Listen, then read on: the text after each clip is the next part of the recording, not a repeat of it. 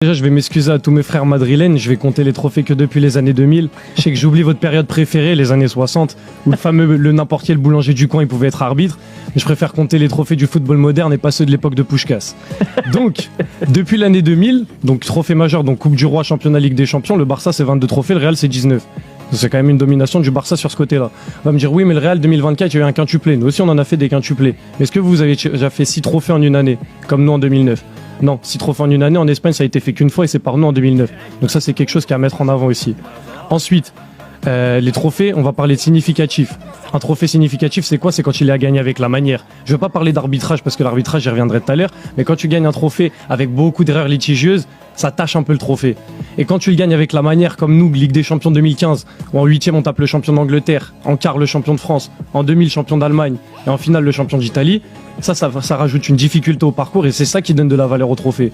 Ou encore en 2011, on joue